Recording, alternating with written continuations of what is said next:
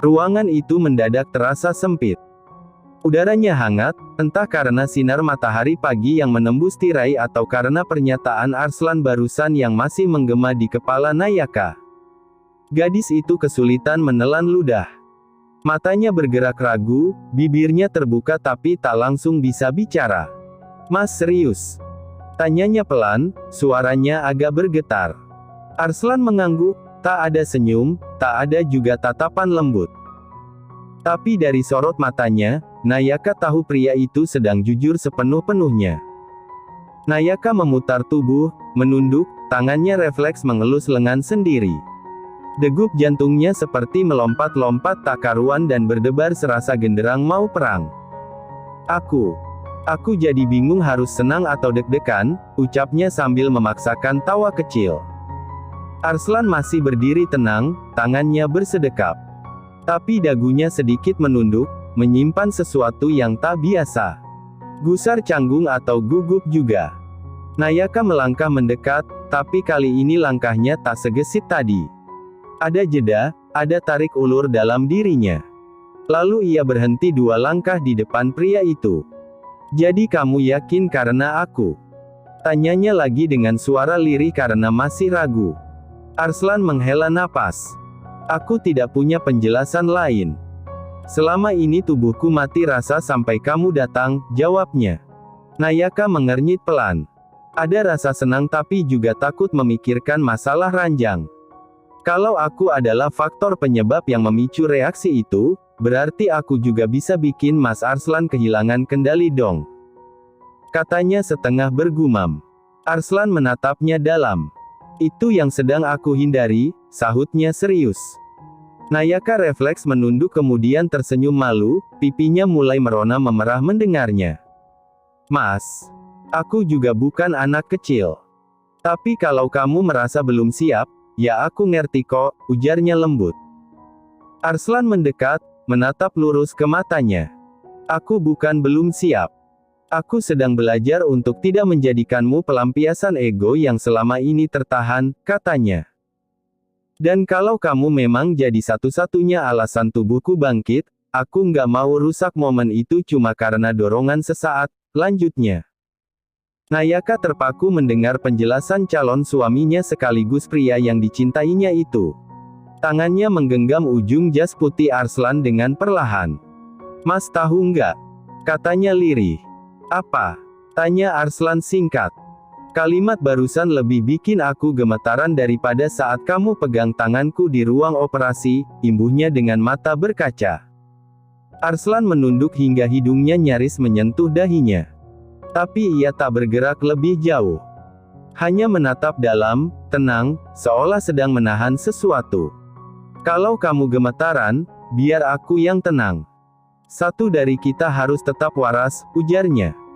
Nayaka tertawa kecil sambil menutup wajahnya karena cukup malu dalam waktu yang bersamaan dia juga jatuh cinta lebih dalam. Setelah beberapa detik sunyi, Nayaka menarik napas pelan. Ia menatap wajah Arslan dengan sorot mata yang lebih lembut dari biasanya. "3 hari lagi kita nikah," katanya pelan. Arslan hanya menoleh sekilas tanpa komentar seperti biasa. Nayaka mencubit ujung jasnya pelan, lalu menatap penuh harap. "Gimana kalau kita nikmatin hari ini dulu? Nggak usah mikirin kerjaan, nggak usah mikirin stres. Kita jalan sampai malam," ucapnya dengan senyum kecil. Arslan mengangkat alis, seolah baru saja mendengar sesuatu yang tidak biasa. "Kemana?" tanyanya singkat padat dan jelas. "Dufan," jawab Nayaka cepat. Arslan menatapnya datar. "Taman hiburan." Nayaka mengangguk cepat. "Iya, yang ada biang lalanya, roller coaster, kora-kora dan aku bisa jerit-jerit sambil pegangan tangan kamu tanpa dicurigai orang." Arslan menghela napas, tapi sorot matanya melembut. "Kamu tahu aku nggak suka keramaian," katanya. "Tapi kamu suka aku, kan?" goda Nayaka cepat. Arslan memalingkan wajah, menahan senyum yang nyaris muncul. "Jawaban yang tidak relevan," sahutnya pelan. Nayaka tertawa kecil mendengarnya. "Ya udah. Aku anggap itu setuju, serunya Riang sambil mengambil ponsel dari saku. Aku pesen mobil ya, Mas. Tapi jangan nyetir sendiri. Nanti kamu malah ngelamun kayak biasa dan hari ini aku yang atur, imbuhnya. Arslan mengamati gadis itu yang begitu lincah menekan layar ponselnya. Sinar mata-matanya tak seperti biasa hangat dan tenang. Untuk sesaat, bahkan dirinya lupa bahwa dulu ia pernah berpikir tak akan bisa mencintai siapapun lagi. Lalu tiba-tiba ia bicara sangat pelan. Aku belum pernah ke Dufan. Nayaka terdiam. Ia menoleh dengan senyum lembut. Berarti hari ini kamu akan punya satu kenangan baru sama aku, ucapnya pelan. Arslan tak menjawab tetapi untuk pertama kalinya, langkahnya mendekat, dan tanpa berkata apa-apa, ia mengelus ubun-ubun Nayaka sebentar. Sederhana namun cukup membuat Nayaka terdiam, senyumnya mengembang seperti anak kecil yang dapat kejutan. Hari itu mungkin tak sempurna. Tapi bagi mereka berdua cukup jadi hari yang tak akan terlupakan. Dufan sore itu riuh tapi hangat. Langit merona keemasan, selaras dengan raut wajah Nayaka yang tak bisa berhenti nyengir sejak turun dari wahana halilintar. Rambutnya berantakan, tapi tawanya justru makin lantang, membuat beberapa orang di sekitar melirik kagum atau bingung. Mas serius kayaknya jantungku masih loncat-loncat, katanya sambil menepuk-nepuk dadanya sendiri.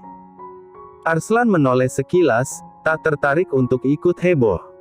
Makanya jangan maksa naik kalau nggak kuat, ujarnya datar. Nayaka cemberut lalu menyikut pinggang lelaki yang berdiri di sampingnya yang tingginya hampir 2 meter. Gimana aku bisa nolak kalau yang nawarin Mas Arslan? Tadi tuh bukan karena takut, tapi karena deg-degan lihat Mas dari samping. Ganteng banget sih, ucapnya pelan, nyaris seperti bisikan. Pria itu hanya menghela napas. Jari-jarinya sibuk membersihkan kacamata hitamnya yang tadi sempat terjatuh. Mereka berjalan berdampingan, sesekali tangan Nayaka menggantung santai di lengan jas kasual Arslan, yang tetap tak banyak merespons. Tapi matanya sempat melirik, meski cepat disembunyikan lagi di balik ekspresi kosong.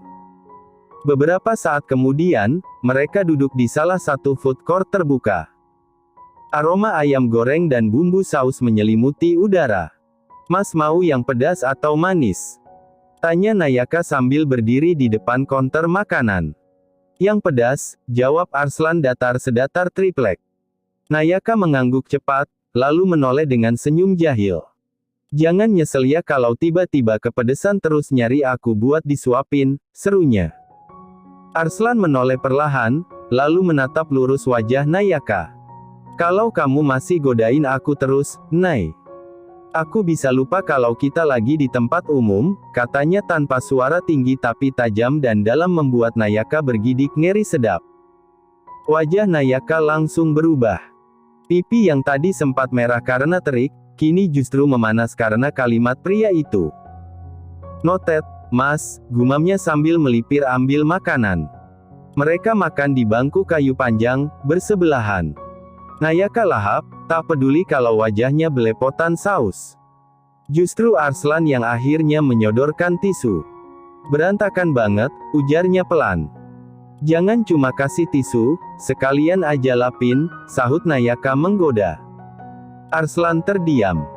Dengan gerakan perlahan, ia mengambil tisu itu kembali dan menyeka sudut bibir Nayaka dengan tangannya sendiri. Jantung gadis itu mencelat entah kemana. Dunia seolah berhenti, hanya ada sentuhan hangat di pipinya dan wajah datar milik lelaki yang sedang menatapnya lekat. Udah bersih, katanya pelan lalu kembali makan. Nayaka tertegun, bibirnya menganga sedikit hingga terlihat tawa kecil di bibirnya. Aduh mas, gawat. Aku kayaknya makin cinta deh, ucapnya lirih sambil menggigit nugget. Arslan tak menjawab, tapi matanya memandangi wajah gadis itu lebih lama daripada biasanya. Di balik ketegasan dan sikap dinginnya, ada sesuatu yang mulai retak. Entah itu pertahanan atau mungkin ketenangan. Langkah Nayaka sempat terhenti begitu melihat sekelompok orang berdiri tak jauh dari wahana biang lala. Dia menyipitkan kelopak matanya, mencoba mengenali wajah-wajah yang rasanya familiar. Mas itu kan Kak Ailara sama Mas Audra kan? Bisiknya cepat sambil menarik pelan lengan jas Arslan. Pria itu ikut menoleh, dan matanya langsung tertumbuk pada dua perempuan cantik yang sedang bercanda dengan seorang pria berkacamata bulat dan cewek berambut merah menyala. Di sisi lain, ada juga pasangan yang duduk di pagar pembatas, tertawa lepas. Kiara dan DJ Raimir, gumam Nayaka lirih. Belum sempat mereka balik badan, Audra sudah melambaikan tangan duluan. Nayaka! Serunya nyaring. Nayaka yang tadinya mau kabur pelan-pelan, langsung cengengesan. Yah, ketahuan. Ucapnya kecil, lalu melambai. Dalam sekejap, mereka semua sudah saling mendekat. Pelukan singkat, sapa basa-basi, dan tawa yang sempat membeku karena momen tak terduga itu pun mencair perlahan. Nggak ngangka banget kita ketemunya di sini, loh. Ujar Ailara sambil melirik Arslan dari atas sampai bawah. Masih ganteng dan dingin seperti biasa, Dok, imbuhnya setengah menggoda. Arslan hanya mengangguk kecil, tanpa ekspresi. Matanya sesekali melirik Nayaka yang tampak girang ngobrol sama Kiara dan Odelia. DJ Raimir menyodorkan tangan. Dokter Arslan, saya Rai temannya Kiara dan kayaknya ini pertemuan kedua kita, ucapnya ramah. Arslan, jawabnya pendek menjabat singkat lalu menarik tangan kembali. Uwais yang sedari tadi diam akhirnya ikut angkat suara. Dufan jadi ajang reuni nih kayaknya. Ya dan kita bawa pasangan semua. Lucu juga ya, celetuk Odelia sambil melirik Arslan dan Nayaka yang berdiri sedikit berjarak, seperti dua kutub magnet yang belum saling tarik. Audra mendekat ke Nayaka, lalu membisik pelan. Serius, Nay kalian berdua makin kelihatan kayak pasangan beneran sekarang. Nggak cuma tunangan formalitas. Nayaka menahan tawa, lalu berbisik balik. Emang dia kelihatan suka aku, ya. Soalnya aku doang yang baper dari kemarin-kemarin. Audra tertawa kecil. Dia emang kaku, tapi lihat deh matanya ngikutin kamu terus. Dan benar saat Nayaka iseng melirik, mata Arslan langsung berpaling. Sementara itu, Kiara asyik selfie bareng Raimir dan Ailara sibuk ngevlog, bikin suasana makin ramai. Nayaka pun makin jadi, ikut lompat-lompat sambil bilang, "Yuk naik wahana bareng. Seru nih." Semua setuju tersisa hanya Arslan yang menatap Nayaka tanpa bicara. "Mas nggak mau?" tanyanya sambil menggenggam tangan pria itu. Arslan mengangguk pelan. "Kalau kamu mau, aku ikut." Satu kalimat itu cukup buat Nayaka tersenyum sepanjang sore.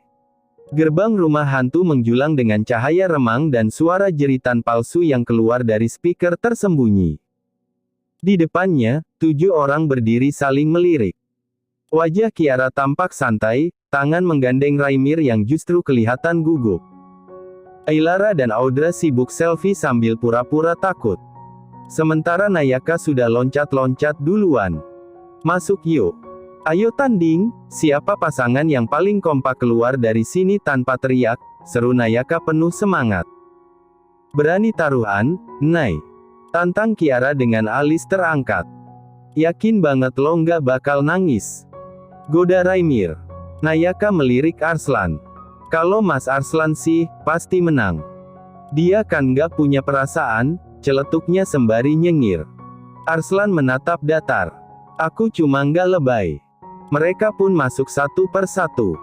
Di dalam, cahaya makin gelap, hanya disinai lampu merah temaram. Suara rantai diseret dan jeritan mendadak bikin suasana makin mencekam. Nayaka otomatis mendekat ke Arslan. "Mas, ini beneran serem sih beneran," ucapnya mulai cemas. Arslan tak menjawab. Tapi saat dari arah samping muncul boneka pocong jatuh dari atas, tangannya spontan menarik Nayaka ke belakangnya, menggenggam pergelangan gadis itu dengan kuat. Nayaka terdiam, dadanya berdegup bukan karena takut, tapi karena kejutan sentuhan itu. Sementara dari belakang, Audra dan Odelia sempat saling melirik. Wah, lihat Desi dingin bisa juga ya posesif gitu, bisik Audra ke Ailara. Mereka terus berjalan. Kali ini formasi tak lagi bebas. Nayaka nempel di samping Arslan, Kiara dan Raimir di tengah, lalu Audra, Ailara, Odelia, dan Uwais menyusul di belakang. Saat mendekati lorong berliku, mendadak seseorang dengan topeng berdarah melompat dari tirai. Ark! Kiara menjerit sambil refleks mendorong Raimir. Yang bikin heboh, justru Uwais yang lari duluan. Gila!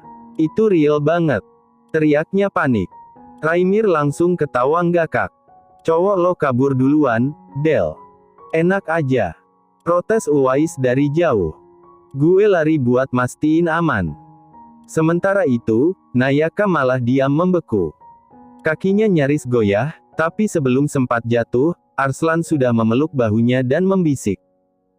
Tenang, itu semua cuma efek pegangan sini, biar aku yang jalan duluan. Dek. Tak cuma Nayaka yang terpaku. Ailara sampai berhenti melangkah, memperhatikan dari belakang. Serius, itu romantis banget. Gimana bisa cowok sedingin dia punya sisi lembut gitu? Gumamnya. Odelia mengangguk. Nayaka kayak nemu cheat code buat ngebuka sisi rahasianya Arslan. Mereka keluar rumah hantu dengan napas ngos-ngosan, tapi juga tawa yang pecah-pecah. Di luar, Nayaka langsung duduk di bangku terdekat, tangannya masih gemetar. Mas itu tadi asli sumpah serem banget, katanya. Arslan menyodorkan botol minum yang disiapkan di tasnya. Makanya, lain kali jangan sok berani, ujarnya pelan, tapi tangannya tetap sibuk membenarkan rambut Nayaka yang menempel di wajahnya. Suasana mendadak sunyi. Yang lain pura-pura sibuk lihat HP. Tapi dalam hati, ada persaingan yang tak bisa dipungkiri. Hari itu, Nayaka mungkin menang taruhan bukan karena dia paling kompak atau paling berani, tapi karena satu-satunya yang berhasil bikin si dokter dingin membuka sisi hangatnya tanpa paksaan. Bridal shower, sore hari. Ruangan kaca di lantai atas hotel mewah dipenuhi bunga peoni dan lilac. Kursi-kursi putih dihiasi pita satin ungu muda. Meja panjang penuh makanan ringan macaron, cupi cakes, salad buah dan teh herbal dalam teko kaca. Di tengah ruangan, Nayaka dan Ailara duduk berdampingan. Sama-sama mengenakan dress lembut warna pastel. Wajah mereka bersinar, meski sorot mata Ailara terlihat sedikit cemas. Aku baru sadar besok kita bukan cuma ganti status, tapi juga ganti dunia, gumam Ailara sambil menatap cermin kecil di hadapannya. Nayaka mengangguk cepat. Dan kita bakal serumah sama dua makhluk paling kaku sejagat, celetuknya. Odelia tertawa dari balik meja kado. Kaku sih iya, tapi dokter dan polisi aman secara jasmani dan rohani. Kiara berdiri sambil mengangkat satu kartu permainan. Oke, sekarang giliran Nayaka jawab. Kalau Mas Arslan tiba-tiba nyamar jadi orang biasa dan kamu nggak tahu dia siapa, apa yang bikin kamu jatuh cinta lagi? Nayaka menyentuh dagunya. Kalau dia jadi penjual es keliling pun, asal dia masih suka benerin anak rambutku dan bilang berantakan dengan nada juteknya, aku tetap jatuh, ucapnya disambut sorakan teman-temannya. Setelah sesi permainan, satu persatu teman dan keluarga memberikan hadiah. Ailara mendapat satu set piyama satin bordir namanya. Nayaka menerima jurnal cantik bertuliskan, "Notes from his wife." Biar kamu bisa catat semua kalimat pertama Mas Arslan yang berhasil bikin kamu senyum. Minimal ada satu, kan? Ucap Audra setengah bercanda. Bachelorette party malam hari. Pindah ke Longe Rooftop Hotel. Lampu gantung kecil menyala redup. Musik chill R&B mengalun. Semua perempuan sudah ganti outfit lebih santai tapi tetap stylish. Minuman soda berwarna pastel disusun membentuk mocktail tower. Sementara di salah satu sisi ruangan, disiapkan foto booth dengan properti lucu seperti bando, bride to be, dan kacamata love. Ayo, sesi curhat terakhir sebelum resmi jadi nyonya. Seru Kiara sambil menyeret Nayaka ke sofa besar. Aku takut besok aku malah pingsan di depan penghulu. Terlalu serius wajah Mas Arslan, bisa bikin aku lupa ijab kabul itu harus dijawab, sah, bukan, siap Mas. Kelakar Nayaka. Seketika tawa meledak bahkan Ailara yang tadinya agak tegang akhirnya ikut rileks. Kalau aku sih udah ikhlas mau Audra tiba-tiba bongkar lemari baju atau ngacak isi dapur, asal dia pulang tiap malam dan bilang capek, tapi kangen kamu, aku nggak minta yang lain, bisik Ailara. Audra yang diam-diam mendengar dari luar ruangan cuma geleng-geleng. Dasar cewek-cewek ini dikasih hati, minta ginjal, katanya sambil senyum kecil, lalu balik lagi ke kamar cowok. Sementara itu, di ruangan lain, Arslan dan Audra si calon pengantin pria juga sedang mempersiapkan diri dalam versinya sendiri.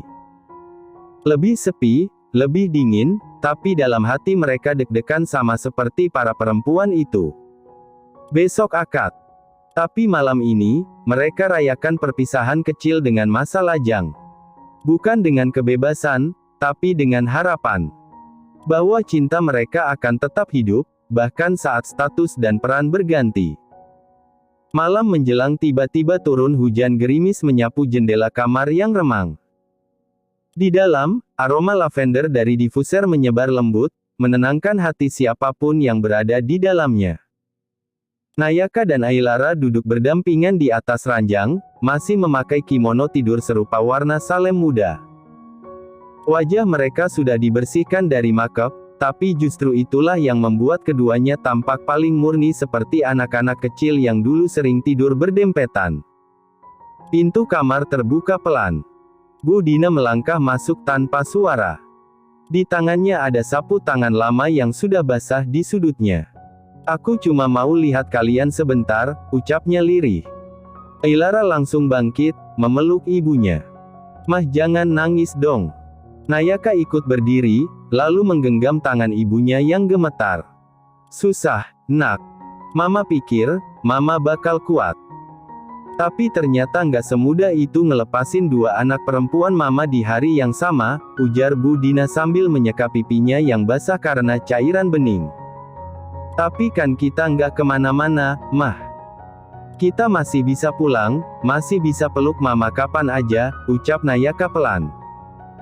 Bu Dina mengangguk, matanya masih basah karena air matanya yang menangis akan melepas kedua anak gadisnya menikah dengan pria pilihan mereka. Ailara, dulu kamu yang paling cerewet soal laki-laki. Bilang nggak mau nikah sebelum umur 30. Tapi ternyata kamu jatuh cinta juga sama si polisi galak itu, godanya sambil tersenyum getir. Ailara tertawa kecil, tapi matanya ikut berkaca-kaca terharu hingga tanpa disadarinya tetes air mata jatuh membasahi pipinya. Dan Nayaka, lanjut Bu Dina sambil menatap si bungsu, kamu dari kecil paling susah diatur. Tapi justru kamu yang duluan minta dinikahkan dengan pria paling kaku sejagat. Nayaka meringis mendengar ucapan candaan mamanya. Ya karena cuma dia yang bisa tahan sama aku, mah. Mereka bertiga saling berpelukan dalam diam. Di antara isakan, ada doa-doa yang tak diucapkan dengan kata. Hanya hati seorang ibu yang merapalnya diam-diam, meminta langit menjaga anak-anaknya bukan hanya di pelaminan, tapi juga dalam setiap detik kehidupan setelahnya. Besok kalian akan jadi istri. Tapi buat mama kalian tetap bayi kecil yang suka minta dikepangin rambut tiap pagi, ujar Bu Dina sambil membelai kepala kedua putrinya. Waktu berlalu pelan. Tak ada musik, tak ada pesta. Hanya satu kamar, tiga hati perempuan dan malam terakhir sebelum status berubah selamanya. Pagi sebelum akad suasana rumah sudah dipenuhi haru dan doa. Aroma melati dan pandan memenuhi udara. Di halaman belakang, dekorasi putih dan hijau menyatu dengan taburan bunga segar. Kursi-kursi tersusun rapi, dan air siraman disiapkan dalam kendi tanah liat yang diletakkan di atas bokor emas. Di sudut, seorang ibu-ibu pengajian membacakan sholawat lirih. Bu Dina mengusap matanya yang basah.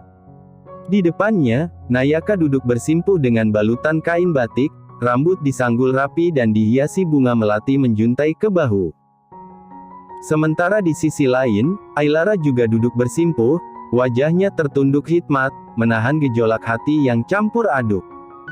Ya Allah! Dua anak gadisku, suara Budina bergetar, besok udah resmi jadi istri orang, rasanya baru kemarin kalian belajar jalan. Tangisnya pecah, tamu-tamu perempuan yang hadir ikut mengusap air mata, merasakan haru yang sama.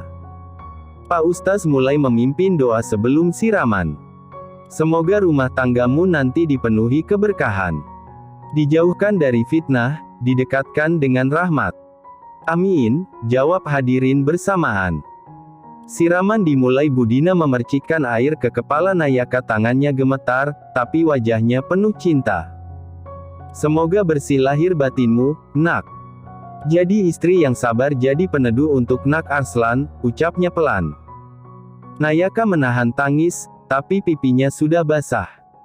Bukan karena air siraman, tapi karena cinta yang mengalir dari mata ibunya. Giliran Ailara akhirnya. Kali ini, tangis Budina makin pecah. Lara, dari kecil kamu yang paling tegar. Tapi ingat, dalam rumah tangga nanti kamu nggak harus selalu kuat sendirian. Kamu boleh bersandar, ujarnya sambil menyiramkan air ke puncak kepala sang putri sulung. Setelah semua selesai, kedua mempelai wanita digandeng masuk ke ruang tengah. Di sana, lantunan ayat-ayat suci kembali menggema. Ruangan berubah jadi ruang pengajian. Ada sesi nasihat pernikahan, dan pembacaan doa khusus untuk kelancaran akad besok. Wajah Nayaka dan Ailara sama-sama memerah. Campuran malu, deg-degan dan rasa tak percaya, yaitu mereka akan menikah. Terima kasih sudah menonton, guys. Jangan lupa klik like jika kalian menikmati cerita ini, subscribe untuk update konten seru lainnya, dan tinggalkan komentar di bawah tentang apa yang kalian pikirkan atau cerita apa yang ingin kalian dengar selanjutnya. Dukungan kalian sangat berarti. Sampai jumpa di video berikutnya.